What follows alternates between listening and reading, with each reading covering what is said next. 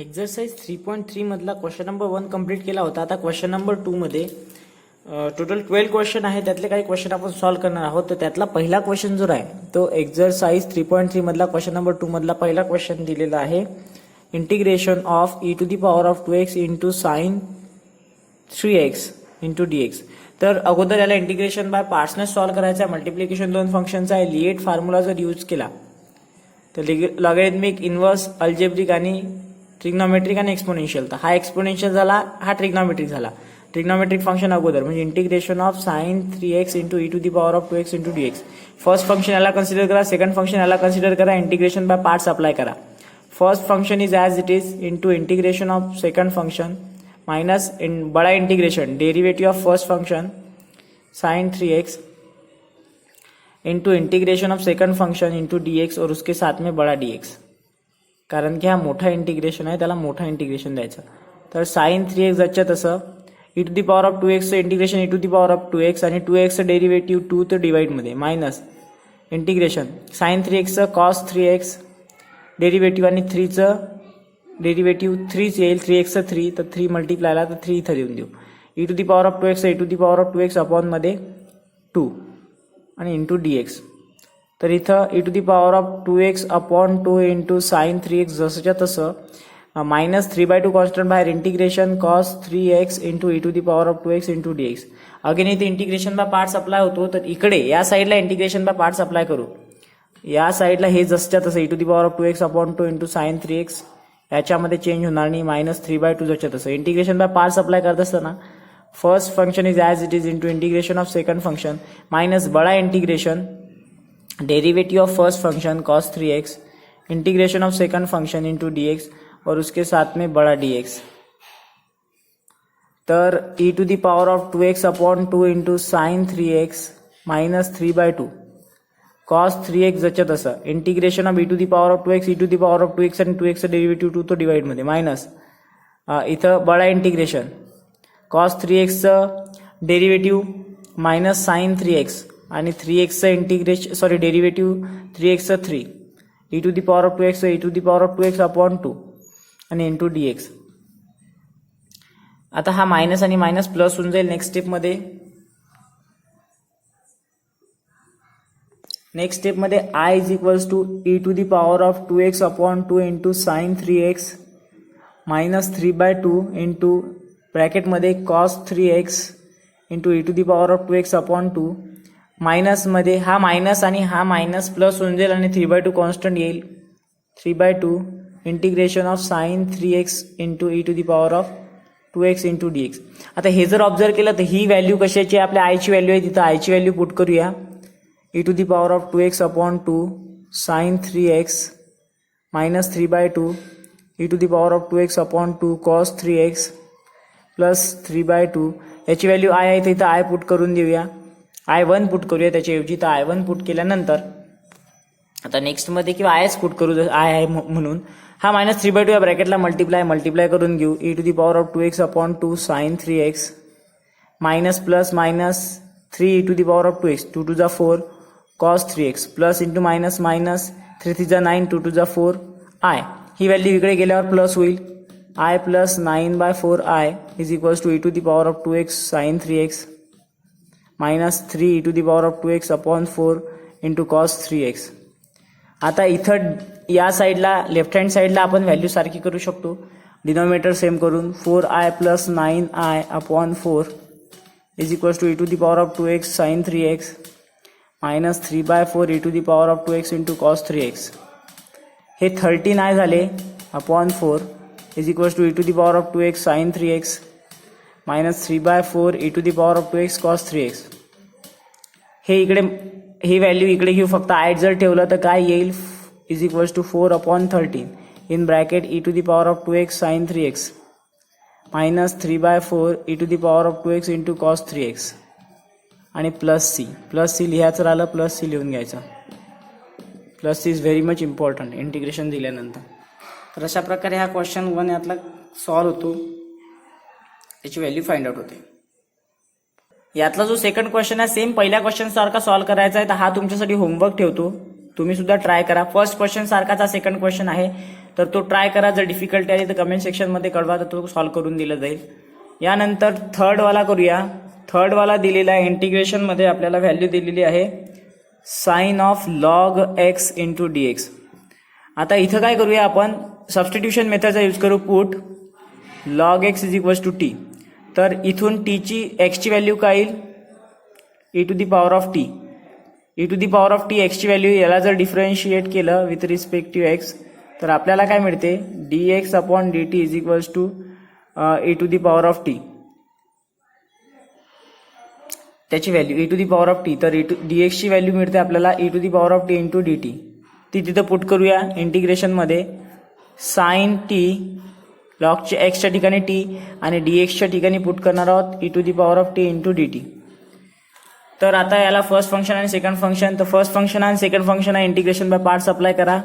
Sign t जसं तसं integration of e to the power of t into d t minus बड़ा integration derivative of sine t into integration of e to the power of t into d t और उसके साथ में बड़ा d T.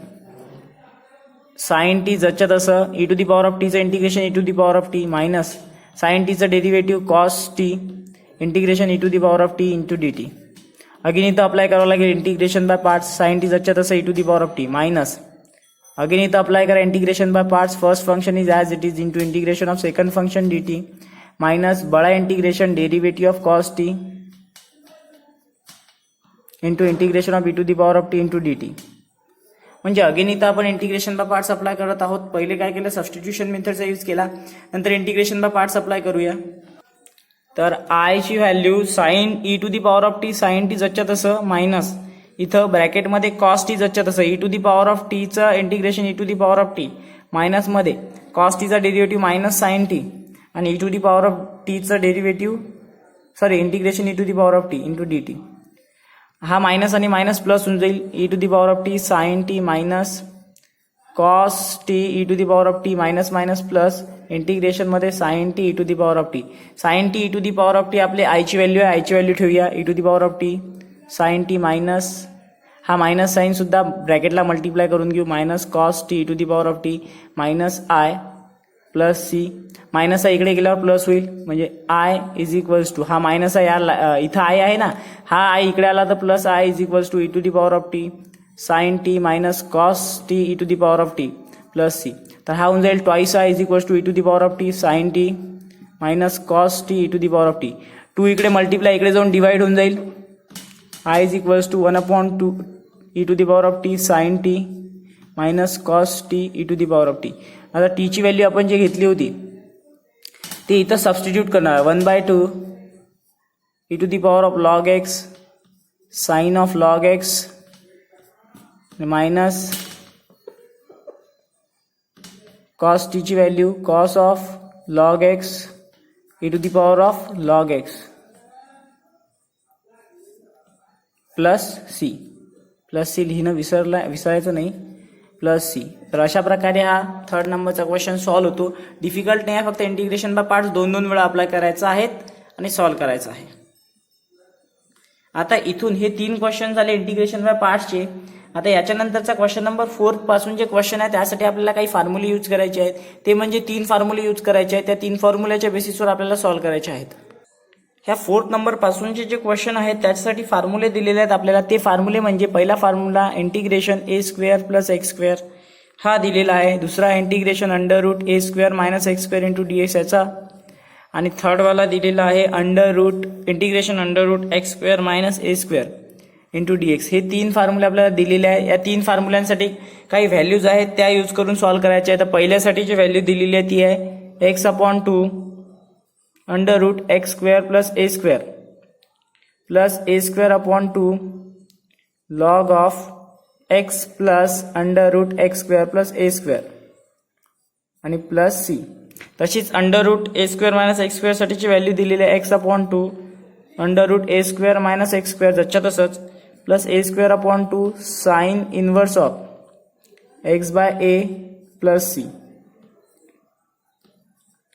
आणि एक x square minus a square साठी दिलेला आहे x/2 under root x square minus a square minus a square upon 2 log of x plus under root x square minus a square आणि प्लस सी. तर हे 3 फॉर्म्युल्यांचा use करून आपल्याला solve करायचे इथले समोरचे क्वेश्चन. तर हे 3 फॉर्म्युले व्यवस्थित लर्न करून घ्या. हा 5th नंबरचा क्वेश्चन आपल्याकडे जे फॉर्म्युले आहेत त्यांच्यामध्ये 4th नंबरचा क्वेश्चन आहे त्यामध्ये आपल्याला कन्वर्ट करायचं आहे. तर त्यामध्ये कन्वर्ट करण्यासाठी अगोदर जो हा एक्स स्क्वेअरचा कोएफिशियंट आपल्याला फक्त 1 पाहिजे त्यासाठी आपण हा 5 कॉन्स्टंट काढू. जर 5 काढला तो अंडर रूट 5 कॉन्स्टंट बाहेर निघेल म्हणजे मग ब्रॅकेटमध्ये काय राहील under root x square upon 3/5 into d x. Under root 5 इंटिग्रेशनच्या बाहेर integration of under root x square. तर एक्स स्क्वेअर प्लस ए स्क्वेअरच्या फॉर्मॅट लिहायचं आहे तर याला under root 3 upon under root 5चा होल स्क्वेअर करून घेऊ इंटू डी एक्स. आता आपल्याकडे फॉर्म्युला आहेत integration under root x square plus a square. त्याचा फॉर्म्युला काय म्हणतो अंडर रूट 5 तर जसच्या तसे एक्स स्क्वेअर प्लस ए स्क्वेअरचा जो फॉर्म्युला आहे तो म्हणतो x/2. तर एक्सची व्हॅल्यू जी आहे ती ब्रॅकेटमध्ये x/2 in bracket under root x square plus a square. A square म्हणजे याचा स्क्वेअर म्हणजे 3/5 येईल हीच value under root 3 under root 5चा स्क्वेअर आणि plus a square. A square म्हणजे 3/5 आणि अपॉन मध्ये 2 लॉग ऑफ एक्स. एक्सची value x plus under root x square plus 3/5 under root 3/5चा स्क्वेअर अंडर रूट 3/5चा स्क्वेअर आणि प्लस मध्ये सी. तर अशा प्रकारे फक्त फॉर्म्युल्यामध्ये कन्वर्ट करायचं अंडर रूट 5 त्याला मल्टिप्लाय फॉर्म्युल्यामध्ये कन्वर्ट करून सॉल्व करायचे इझी क्वेश्चन आहेत. फक्त त्याचे फॉर्म्युले कोणता लावला integration under root x square plus a square किंवा a square plus x square into d एक्सचं एक्सपान्शन. ते एक्सपान्शन लावून याला सॉल्व केलं तर असा 4th नंबरचा क्वेश्चन इझियर वेनी सॉल्व होतो. 5th नंबरचा एक्सरसाइज 3.3 मधला क्वेश्चन नंबर 2 मधला 6 नंबरचा क्वेश्चन सॉल्व करत आहोत. तर इथं जर आपण पाहिलं तर एक्स स्क्वेअरची गरज नाही आपल्याला x raise to the power of 6 ची गरज नाही आपल्याला स्क्वेअर मध्ये पाहिजे कारण की आपल्याकडे फॉर्म्युले स्क्वेअर मध्ये आहे. एक्स स्क्वेअर ज्याच्या तसंच ठेवू याला कन्वर्ट काय करू मायनस एक्स क्यूबचा स्क्वेअर म्हणजे स्क्वेअरच्या फॉर्मॅटमध्ये आला. आता इथं पुट काय करू एक्स क्यूबची व्हॅल्यू टी पुट करू म्हणजे याला जर सबस्टिट्यूट जर केला आपण किंवा डिफरन्शिएट जर केलं सबस्टिट्यूशन मेथडनं सॉल्व करण्यासाठी तर याची व्हॅल्यू एक्स क्यूबचा डेरिव्हेटिव्ह येईल 3x into d x 3x येईल 3x स्क्वेअर येईल डेरिव्हेटिव्ह कारण की डेरिव्हेटिव्ह आपण करत असतो डिफरन्शिएशन ऑफ एक्स क्यूब म्हणजे 3 इंटू एक्स स्क्वेअर या टाईपमध्ये येईल आणि डीटीचा dt अपॉन dx हा dx इकडे जाईल आणि 3 इकडे येईल म्हणजे x square into dx is equals to dt upon 3 ही व्हॅल्यू आपल्याकडे येईल. ह्या व्हॅल्यू आपण तिथं पुट करणार आहोत आपल्या फॉर्म्युल्यामध्ये इंटिग्रेशनच्या. तर integration is under root a square minus याची व्हॅल्यू काय टी स्क्वेअर आणि dx ची value x square into dx साठी आपल्याकडे आपण व्हॅल्यू काढली dt अपॉन 3 तर dt अपॉन 3 1/3 इंटिग्रेशनच्या बाहेर integration under root a square minus t square into dt. आपल्याकडे फॉर्म्युला आहे इंटिग्रेशनचा काय under root a square minus x square into dx साठी. तर under root a square minus x square साठीचा जो फॉर्म्युला तो अप्लाय करू तो काय म्हणते 1/3 एक्स अपॉन 2. तर एक्स ची व्हॅल्यू काय आहे इथं टी आहे तर T upon 2 under root a square minus x square म्हणजे ए स्क्वेअर मायनस टी स्क्वेअर येईल प्लस मध्ये ए स्क्वेअर अपॉन 2 तर ए स्क्वेअर म्हणजे ए स्क्वेअर अपॉन 2 आणि law sign inverse of x upon A. X ची व्हॅल्यू काय आहे आपल्याकडे टी अपॉन ए ची व्हॅल्यू एच आहे तर T upon a plus C. आता इथं टीच्या व्हॅल्यू ज्या आपण घेतल्या होत्या त्या रिसबस्टिट्यूट करणार आहोत आणि शेवटी इंटिग्रेशनची व्हॅल्यूज लिहिणार आहोत. तर आय इज इक्वल्स टू 1/3 इंटिग्रेशनमध्ये टीची व्हॅल्यू काय घेतली ती x cube upon 2 under root a square in minus x क्यूबचा पॉवर 2 प्लस ए स्क्वेअरची व्हॅल्यू जसच्या तशी a square upon 2 sine inverse of x cube upon a plus C. तर अशा प्रकारे याला सॉल्व करून सरळ फॉर्म्युल्याच्या फॉर्ममध्ये आणायचं. फॉर्म्युल्याच्या फॉर्ममध्ये आल्यावर त्याला सॉल्व करून त्याची व्हॅल्यू फाइंड आउट करायची.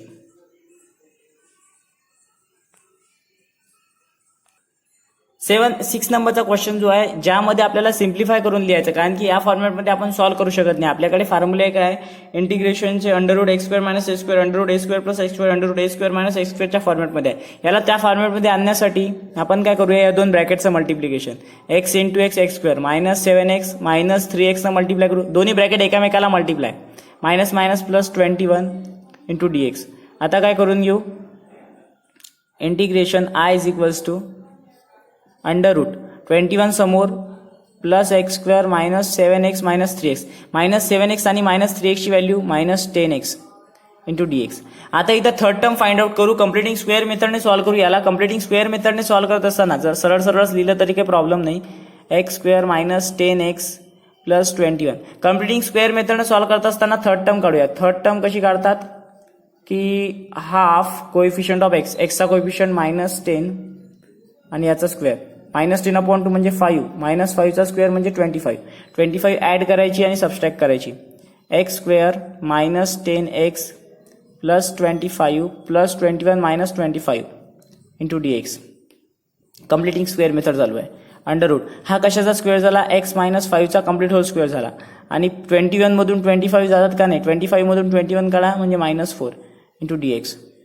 इंटिग्रेशन √x - 5चा होल स्क्वेअर आणि 4 कशा स्क्वेअर आहे, 2चा स्क्वेअर म्हणजे -2² × dx. आता इथं आपण यूज करणार आहेत फॉर्म्युला x² - a² चा. x² - a² चा जो फॉर्म्युला आहे तो आहे इंटिग्रेशन मध्ये x/a x/2 x ची व्हॅल्यू x - 5/2 √x² - a² म्हणजे x - 5चा स्क्वेअर -2चा स्क्वेअर मायनस मध्ये a²/2 a² ची व्हॅल्यू काय आहे, a² ची व्हॅल्यू म्हणजे 2चा स्क्वेअर 4/2 लॉग ऑफ x ची व्हॅल्यू काय x - 5 प्लस √x² + a² म्हणजे x² म्हणजे x - 5चा स्क्वेअर -2चा स्क्वेअर ब्रॅकेट कम्प्लीट आणि प्लस c. अशा प्रकारे याला सिम्प्लिफाय करून देऊ शकता. इथं 2 येईल, अदरवाईज असं ठेवलं तरी काही प्रॉब्लेम नाही. तर अशा प्रकारे हा क्वेश्चन सुद्धा सॉल्व्ह होतो. इंटिग्रेशनमध्ये ॲडजस्टमेंट करून आपण सॉल्व्ह करू शकतो आणि फॉर्म्युले व्यवस्थित लर्न जर असेल तर कोणत्याही क्वेश्चनमध्ये सॉल्व्ह करताना डिफिकल्टी येत नाही. तर हा 6 नंबरचा क्वेश्चन झालेला आहे सॉल्व्ह.